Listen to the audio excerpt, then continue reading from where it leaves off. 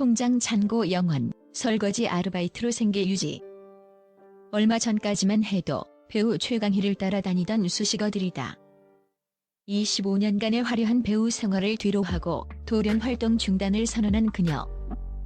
연기 대신 환경미화원, 식당 설거지, 작가 학원 등을 오가며 살아가는 그녀의 모습은 대중에게 신선한 충격과 함께 자유로운 영혼, 소박한 삶의 아이콘이라는 이미지를 각인시켰다. 그런데 그런 그녀가 갑자기 10년 넘게 동고동락한 에마 볼보를 폐차하고 경차 레이를 신차로 구매했으며 심지어 새 아파트로 이사까지 했다는 소식이 전해졌다. 대체 무슨 일이 있었던 걸까? 통장 잔고가 영원이라던 그녀에게 갑자기 목돈이라도 생긴 것일까? 혹은 우리가 몰랐던 또 다른 반전이 숨어있는 것일까? 최근 MBC 전지적 참견 시점을 통해 공개된 최강희의 일상은 그야말로 반전의 연속이었다. 가장 먼저 시청자들을 놀라게 한 것은 그녀가 10년 넘게 아껴온 볼보 차량과의 이별이었다. 이 차는 단순한 이동수단이 아니었다. 그녀의 이모가 물려주신 유품이자 그녀의 20대와 30대를 고스란히 함께한 추억의 저장소였다. 그런 차를 폐차장으로 직접 몰고 가 마지막 인사를 나누는 그녀의 눈에는 눈물이 가득했다. 여기서 첫 번째 반전이 드러난다. 그녀가 차를 폐차한 이유는 단순히 차가 낡아서가 아니었다. 오히려 그 반대였다. 이 차만 타면 너무 슬퍼져요.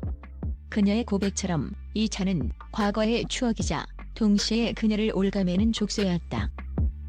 시동을 걸 때마다 떠오르는 지난날의 기억들, 예측 불가능하게 터지는 수리비 폭탄은 더 이상 감당하기 힘든 스트레스였다. 결국 그녀의 폐차식은 과거와의 완전한 단절을 선언하는 하나의 의식이었던 셈이다. 통장 잔고가 부족해서가 아니라 마음의 평화를 위해, 앞으로 나아가기 위해 가장 소중했던 것을 떠나보내는 용기 있는 선택이었다. 볼보를 떠나보낸 그녀의 선택은 놀랍게도 경차 레이였다. 화려한 여배우의 삶을 살았던 그녀가 선택하기엔 너무나 소박해 보이는 차. 여기서 두 번째 반전이 고개를 든다. 그녀가 레이를 선택한 것은 결코 가성비 때문만이 아니었다. 최강희에게 레이는 자유 그 자체였다. 넓은 실내 공간은 그녀가 언제든 훌쩍 떠나 차박을 즐길 수 있게 해주는 움직이는 아지트가 되어주었다. 좁은 골목길도 자유롭게 누빌 수 있는 기동성은 그녀의 활동 반경을 넓혔다. 더 이상 비싼 수리비나 유지비에 전전긍긍할 필요도 없었다. 이는 그녀가 추구하는 새로운 삶의 철학을 명확히 보여준다. 소유에 얽매이지 않고 경험과 자유를 중시하는 삶. 레이는 그녀에게 부의 상징이 아닌 새로운 삶을 향해 달려나갈 가장 완벽한 파트너였던 것이다. 사람들의 시선이나 브랜드 가치에서 벗어나 오롯이 자신의 필요와 행복에 집중한 지극히 최강희다운 선택이었다. 볼보 폐차와 레이 신차 구입. 과거의 자신을 떠나보내고 새로운 이동수단을 얻은 그녀의 다음 행보는 마침내 삶의 근거지인 집으로 향했다. 집이 없다고 말하며 소박한 삶을 살던 그녀가 새 아파트로 이사했다는 소식은 대중의 궁금증에 그야말로 방점을 찍었다. 설거지 아르바이트를 한다던 그녀가 어떻게?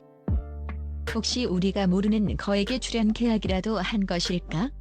온갖 추측이 난무하던 그때 마지막 반전이 펼쳐졌다. 그녀의 이사는 더 넓고 더 비싸고 더 화려한 집으로의 세속적인 업그레이드가 아니었다. 오히려 지난 25년간의 배우 생활 동안 자신도 모르게 쌓아왔던 불필요한 짐들, 공허한 명성, 그리고 타인의 시선을 모두 덜어내고 오롯이 나에게 집중할 수 있는 공간을 찾아가는 지극히 의도적인 다운사이징에 가까웠다. 과거 그녀가 살았던 공간은 어쩌면 성공한 여배우의 상징이었을지 모른다. 하지만 그 넓은 공간이 주는 헛헛함, 관리의 버거움, 그리고 그곳에 얽힌 수많은 기억들은 어느새 그녀에게 무거운 짐이 되었을 것이다. 그녀가 새로 선택한 공간은 물리적인 크기나 화려함보다는 지친 그녀의 영혼이 온전히 쉴 수 있는 안식의 밀도에 초점을 맞춘 곳이었다. 불필요한 방 대신 따스한 햇살이 가득 들어오는 거실 창가에 앉아 책을 읽고, 복잡한 장식장 대신 아끼는 화분 몇 개와 직접 고른 소품으로 채워진 공간. 그곳은 타인에게 보여주기 위한 집이 아닌 자신을 돌보기 위한 진정한 의미의 보금자리였다. 이는 그녀의 재정 상황에 대한 현명한 해답이기도 하다.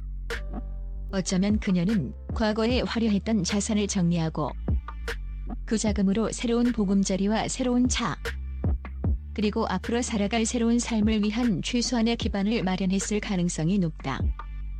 이는 재정적 파탄이나 충동적 소비가 아닌 더 건강하고 지속 가능한 삶을 위한 치밀하고 현명한 인생 리모델링이었던 셈이다.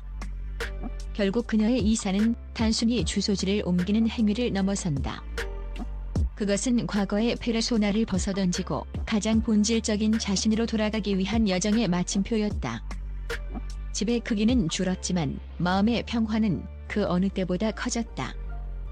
그녀는 이제 텅 빈 넓은 공간이 주는 공허함 대신 자신과 사랑하는 것들로 가득 찬 충만한 안락함을 선택한 것이다.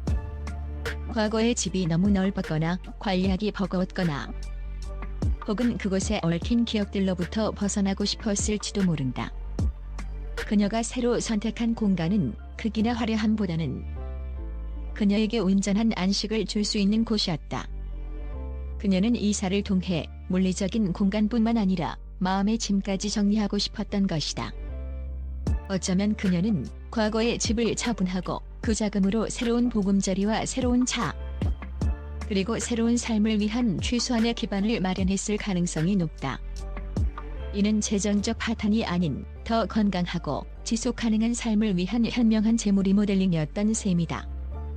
결론적으로 최근 최강희가 보여준 파격적인 행보들은 결코 충동적이거나 즉흥적인 결정이 아니다.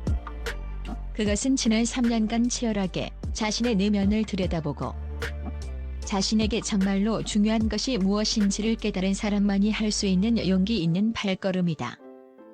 볼보와의 이별은 과거와의 단절을, 레이의 선택은 자유를 향한 의지를, 새 아파트로의 이사는 새로운 시작을 위한 안식처 마련을 의미한다.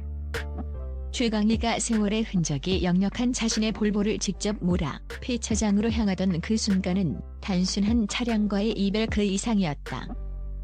흠집 하나하나의 사연이 깃들고 빛바랜 시트에는 그녀의 20대와 30대가 고스란히 스며있는 듯했다. 이 차는 돌아가신 이모가 물려주신 소중한 유품이자 그녀의 가장 빛나던 시절과 가장 어두웠던 밤들을 묵묵히 함께 달려온 움직이는 타임캡슐이었다. 바락빠진 핸들은 그녀의 땀과 눈물을 기억했고 조수석은 떠나간 인연들의 웃음소리를 머금고 있었으며 차창 밖으로는 수없이 되뇌었던 대본의 글자들이 스쳐 지나갔다. 그러니 곧 쇠덩이로 변할 친구의 마지막을 배웅하며 그녀의 눈에 눈물이 고이는 것은 어쩌면 당연한 일이었다. 그리고 바로 여기 첫 번째 반전이 수면 위로 드러난다. 그녀가 이토록 소중한 차를 폐차하기로 결심한 이유는 차가 낡고 고장 나서가 아니었다. 역설적이게도 차는 여전히 쌩쌩했지만 그녀의 마음이 더 이상 버틸 수 없었기 때문이다. 이 차만 타면 너무 슬퍼져요. 그녀의 짧은 고백은 모든 것을 설명했다. 이 차는 더 이상 위안을 주는 추억의 저장소가 아니었다. 오히려 과거라는 이름의 무거운 닫히자 그녀를 옴짝달싹 못하게 묶어두는 감정의 족쇄였다. 시동을 걸 때마다 익숙하게 들려오는 엔진음은 지난날의 영광과 상처를 동시에 소환했고 예측 불가능하게 터지는 수리비 폭탄은 단지 금전적 부담을 넘어 통제 불가능했던 과거의 스트레스를 상징하는 듯했다.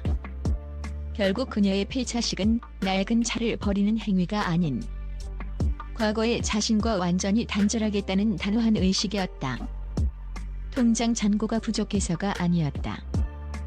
앞으로 나아가기 위해, 마음의 평화를 얻기 위해 가장 소중했던 기억의 매개체를 스스로 떠나보내는 용기 있는 선택이었다. 굉음을 내며 차가 찌그러지는 모습은 그녀의 마음을 짓누르던 무거운 짐들이 함께 부서져 내리는 순간처럼 보였다. 그것은 새로운 시작을 위한 가장 아프고도 경건한 장례식이었다.